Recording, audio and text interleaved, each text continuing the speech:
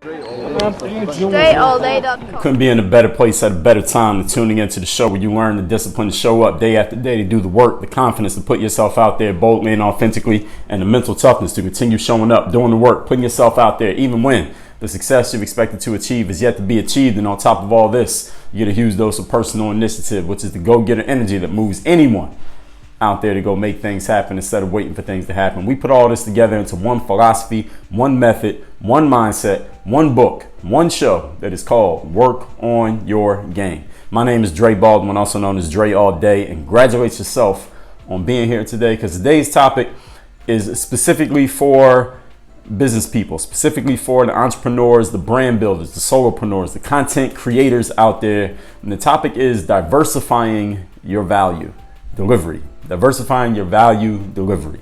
So we all understand that the only way to gain returns in life, if you listen to this show enough, you definitely have heard me say, the way we gain returns is by delivering value to someone. The more people we give value to and the more value we give to them, the more we entitle ourselves and position ourselves to receive value in exchange, right? The more value that some store, CVS, gives you, the more money you're willing to pay CVS based on what you bought. The higher the value of the car that you buy, the more you're going to pay for it every month, or the more you're going to put down up front, or whatever it is you're getting from someone, the more you're willing to give up in order to get it. And it works the same way when you're the seller as opposed to being the consumer. So those returns can be, of course, money. It can be attention, fame, people liking you, love, success, happiness, whatever it is that you want. The more that you're willing to give in terms of value, the more you entitle yourself and position yourself to receive back. Today's topic is about, specifically again in the business world, for those of you who are entrepreneurs and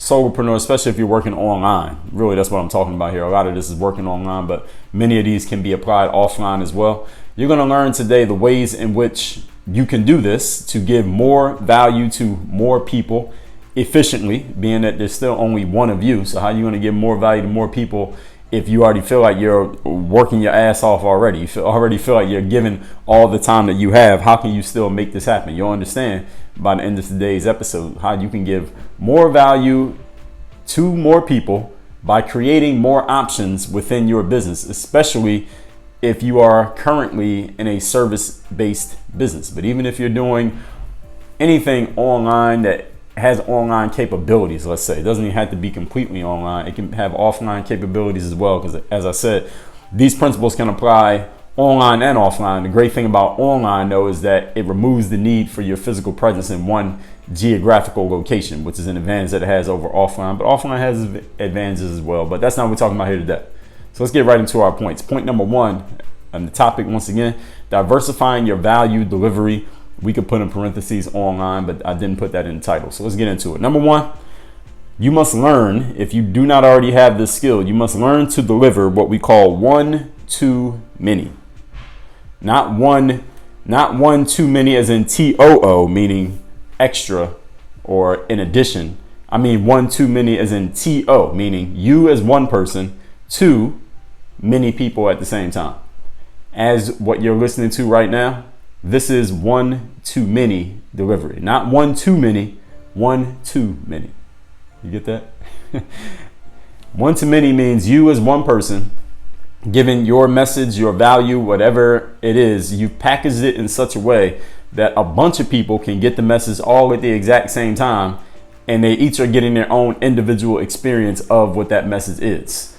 If you write a book, that is one too many. Blogging is one too many. A podcast, a YouTube video, group coaching, all of these are one too many. If you hold your own event and you have everybody come into whatever city or town you're at and come to a specific location and you teach them right there on the spot, that is one too many. If you run a group training class, for example, if you're a personal trainer, I hear a lot of personal trainers talking about this nowadays, that they ran their businesses one-to-one, meaning they were trainers and they would get clients and they had their client list and they would go to this house and that house and this park and this gym and do all their workouts. But eventually they realized they were running themselves into the ground. They would never be able to stop working. They'd be working themselves literally to death if they kept doing their business that way. They realized that they could start doing one-to-many training, or at least move their training online to where they could still have the same clients one-on-one, at least the ones who wanted the one-on-one training, and work with them online without that person, the trainer that is, having to leave their living room or having to get off the couch.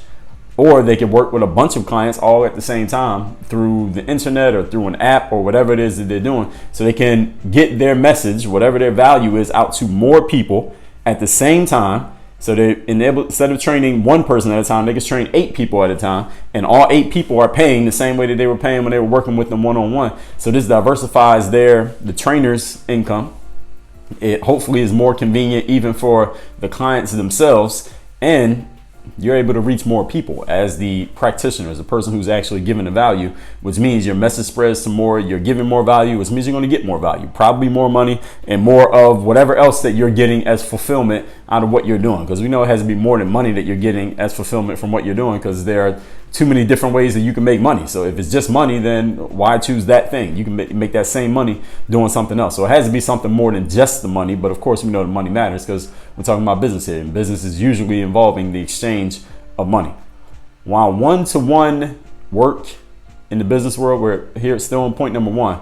One-to-one work in the business world is good and it is useful. It's a good way to learn what people's specific needs are. It's a good way to build a direct relationship with one individual when they know that they have your undivided attention, your full attention just to them, and it's just you one-to-one. That matters. And having boots on the ground, as we'll say, helps you to know what are the current needs, what's going on right now in your space, or what's going on right now with your prospective clients and your prospective customers. So dealing with people one-to-one, meaning responding to somebody's email, having a one-on-one consultation call, working with a client one-on-one, these things do still matter. So I'm not telling you to completely eliminate them. You should still do them, just so you know what's going on, so you know what people's needs are, because people are much more likely to tell you what they really need, what they really want, what their real challenges are when they're talking to you one-on-one than if they're in a group with 25 other people and they have to express their needs in front of the whole room.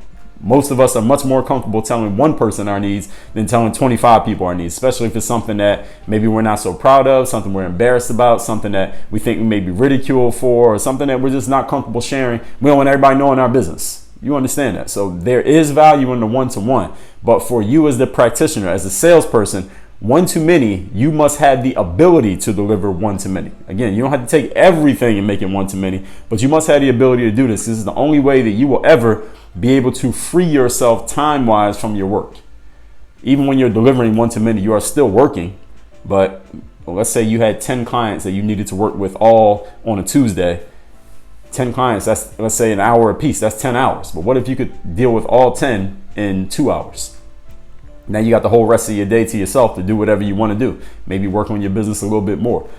A good way to learn what people's specific needs is the one-to-one, but it's limited because you can only be in one place at a time. You can only help one person at a time. And there are hundreds, thousands, look, there may be millions of people out there in the world who need to hear your message, who need to learn what you're teaching, and they need to get what you have. They need to get it specifically from you. Everyone listening to this, regardless of what it is you do for a living, I doubt you're the only person in the whole world who's doing what you do. Now, maybe you have a way of promoting it and marketing it and positioning it that it appears that you're the only one doing it. But at its essence, what you're doing, you're probably not the only one in the world doing it. But that doesn't mean that you can't stand out. That doesn't mean that you don't have an opportunity to separate yourself, because not everyone wants to hear the same message from the same people. Some people want to hear it from this guy over here. Some people want to hear it from her over there. Some people want to hear it from you, even though you all may be talking about similar topics.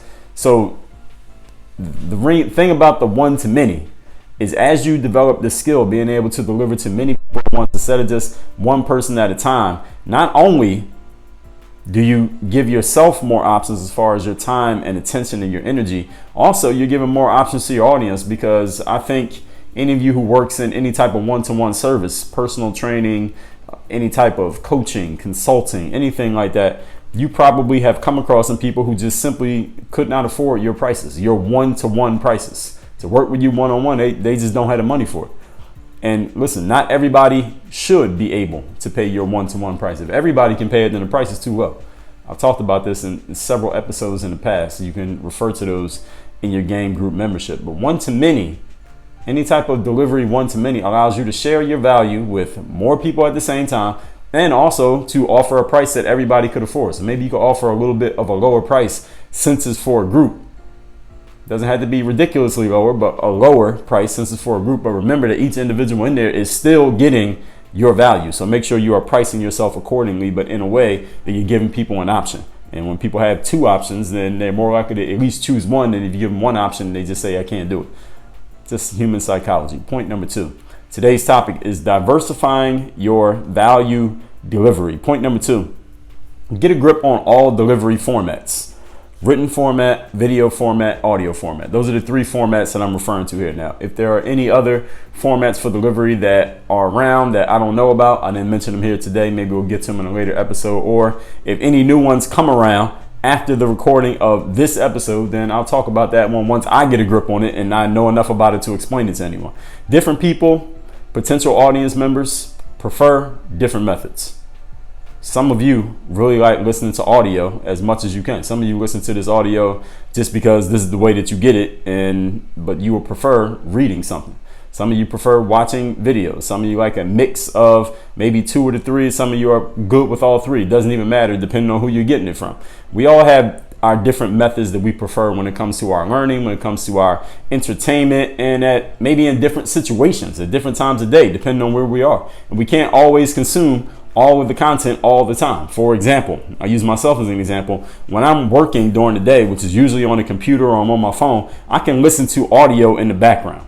Depending on what I'm doing, I can listen to a podcast or an audio book playing in the background while I'm working. If I'm doing something that is writing based, I have to write or I have to read, then I can listen to music in the background. But at night, let's say if I'm laying in the bed, haven't yet gone to sleep and I take some time to wind down, I like to use that time to read. I don't want to watch a video. I don't want to listen to anything because I'm trying to let my body relax a little bit more, so I'll read.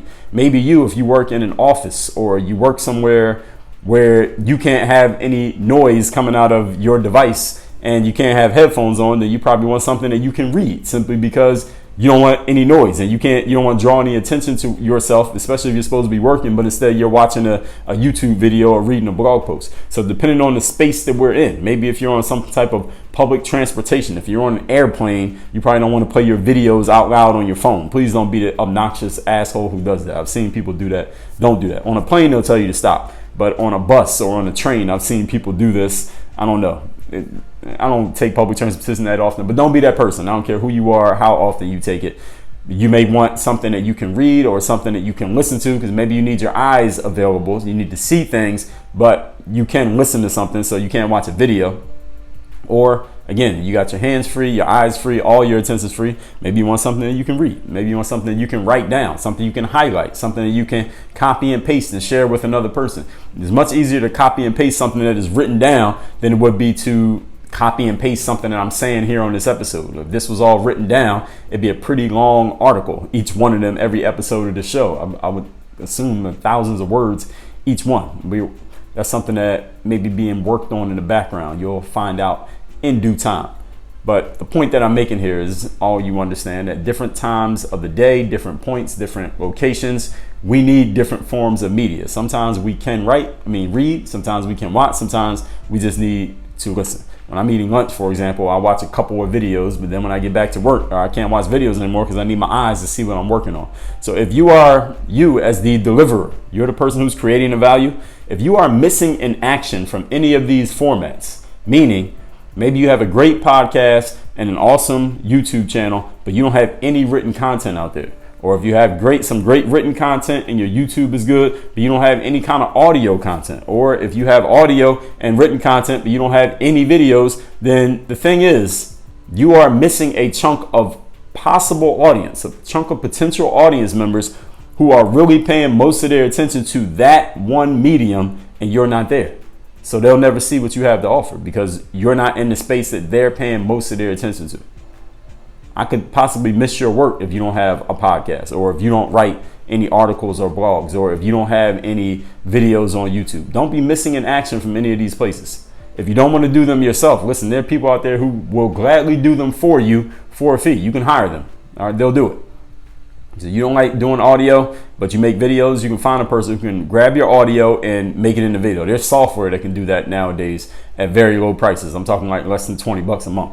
There are people out there who can take your spoken words and make it into written content. That takes time. You got to pay them, but there are people who are good at doing that. And there are people who can take your audio and show you how to make videos out of it. There are people who can make videos out of things that you're saying without you actually physically appearing on the screen the entire time. You ever seen one of those videos where it's just a sound wave, but you don't actually see the person, but you can hear them? It'll just be a picture there, or maybe some B-roll footage. So any type of format that you like to create in, where you may have a gap in a different type of format, you can take one and make it into the other. Whether you can do it yourself or you can find some people who are capable of doing it. But these skills do exist in people. These skills do exist and are available for you to develop yourself. And there's software out there that does a whole lot of this stuff for you. And there's more and more of it coming out every single day. So anyway, all that being said, if you don't want to do these yourself, as I just told you, there are places you can get it done. And there are more and more software platforms coming to do it for you. The good thing about audio is that you can get audio straight from a video. So if you make videos, you basically have audio. All you got to do is rip it down, rip the audio off the video, and then put the audio out. If you don't know how to do that, again, you can Google it, or you can go find somebody who can and delegate to them, let them handle it. These formats that I'm telling you, written video and audio, they're also important for selling your stuff as well as free content. So you might be thinking about a YouTube or a blog post or a podcast, most of which are for the most part free. But listen, books, manuals, workbooks, online courses, group coaching, audio courses, all of these are going up in popularity because people are always on the go, right? And we all have smartphones. So someone who can't necessarily sit down and read your book, they'll listen to your book. They can't take your video course, they can listen to your audio course. They can't read all your blog posts. They can listen to you reading the article into their ears, and they'll pay for it if it's good enough, if the quality is good enough, if the content is good enough, if the value is high enough. So you need to start thinking about those of you who are content creators, or those of you who plan on becoming content creators, or those of you who want to get yourself seen, heard, and known in the online space, and you don't want to do so through a huge advertising spend, then you need to become a content creator, because content can create attention towards you and your brand and your material without you having to spend money. What you're going to spend is time. You're going to spend your value. You're going to invest your value in. People are going to get that value and they're going to give you attention back. If you're going to be doing that, or you plan on doing that, or you are already doing it, understand that you need to be in all of these formats because people are looking in all of these places. Give yourself as many chances to win as possible. Point number 3. Today's topic is diversifying your value delivery. Strategize your repurposing, which is kind of what I touched on there in point number 2. Written video and audio format can all be used interchangeably. There are apps that can transcribe video and audio. There are people who can transcribe, and you can take your written material, record it on video and in audio. So if you have a bunch of written material, you should be making audio. If you've ever written a book, you should have an audio book with your voice reading the book. Very important. Your voice reading the book. Any audio book that I get, I want to hear from the person who wrote it. If they're available and they're alive, I want to hear from that person. You can combine a whole bunch of written content. For example, if you write a lot of blog posts, you can combine them all into a book. My book, Dre Philosophy Volume 0, was 2-3 years of articles that I wrote. I put them all into a book. The book's 800 pages long. All I did was repurpose things that I had already written and put them into a new format. And of course, I cleaned it up and made it into something, a new piece of value to offer to the world. It's the same thing you can do with audio that you record, let's say for a podcast, or maybe a bunch of interviews that you did, a bunch of videos you made. You can make them into an online course. You can use these things in a ton of different ways to repurpose your stuff. And if you go on Google and just Google repurposing audio content or repurposing video or repurposing blogs, you'll see that people have written articles with lists of 10, 20, 30 things you can do with any type of content that's already been created, especially if you have a lot of it.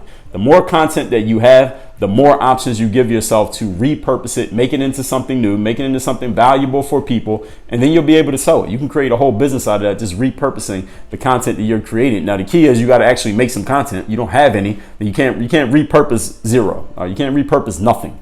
You got to have something to repurpose. So you can combine your stuff, you can break stuff up, you can put stuff into different formats, transcribe your stuff, make a book out of it, out of your whole bunch of your audio, or make it into a bundle, or make it into a bonus or something else that they buy. There are too many combinations to name today. If you stay close to me, listen, you'll have them all, because I'll tell you about them eventually. I may do a whole episode just talking about that, or maybe I'll add that as something as a bonus to game group members. Stay tuned. No promises, but trust me, I make a lot of content, as you can see. So there's a whole lot of stuff on the way. So let's recap today's topic, which is diversifying your value delivery. The only way to gain returns in life that we know, especially in something like money, especially in business, is to deliver value to your audience. And today I'm giving you different ways to diversify the ways in which you can deliver value, which will in turn diversify the ways in which you can get value back from your audience. Point number one, learn to deliver one to many, meaning giving your message to a bunch of people all at the same time, not just one-on-one. So this point is really for people who do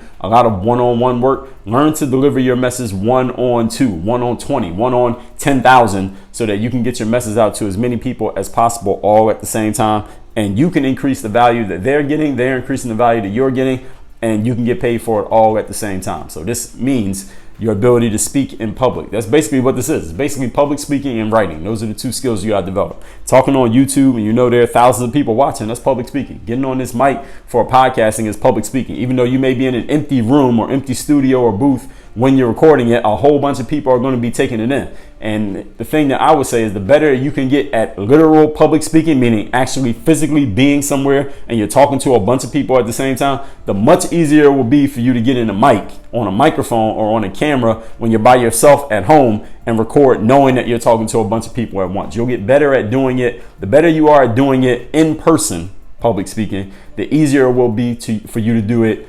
I guess we can call this virtual public speaking, what I'm doing right now. There's no one in the room listening to me talk right now as I'm recording this, but I know that thousands of people are going to be listening to it once it comes out. So that's what you can start doing for yourself. Work on your public speaking skills. The better you get at public speaking, the better you will be at disseminating your message to anyone in any format. Point number two, get a grip on all delivery formats, written, video, and audio, and any ones that may come out in the future. I'm sure more are on the way. Everyone has different ways through which they prefer to consume material. Some people like to read stuff because they don't have any options for sound wherever they are, whatever they're doing. Some people like to listen to stuff because they need their eyes and their hands free, but they can have something in their ear. Some people will watch video because they have their eyes free, their ears free, and they just want to give their attention to that video. Or maybe they just like to see what you look like. Or maybe you're a good editor, or you got a good videographer, and you produce great visual stuff. Do it that way. If you're terrible at producing visual stuff, then you can stick to the written and audio. Find somebody who's good at it and get yourself at least some suitable video out there so that people can see you, because some people are only taking in video, they don't read and they don't listen to audio. So make sure you're in the video space so they can at least know that you exist. We all have different ways that we take stuff in, so make sure you are in these different places. And the good thing about a lot of this content, especially audio and video, is that you can easily make them into each other, and you could use this stuff not just for free content but also for selling.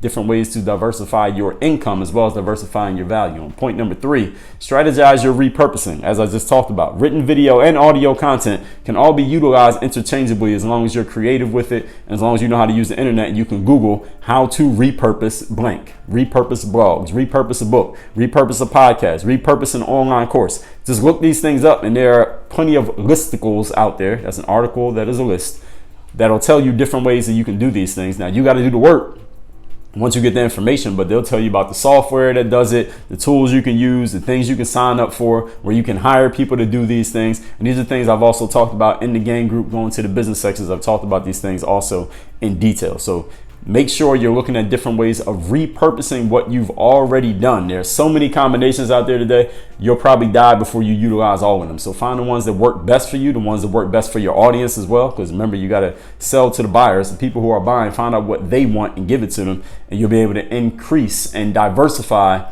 your ROI on the investments that you're making. Work on your game. Dre, all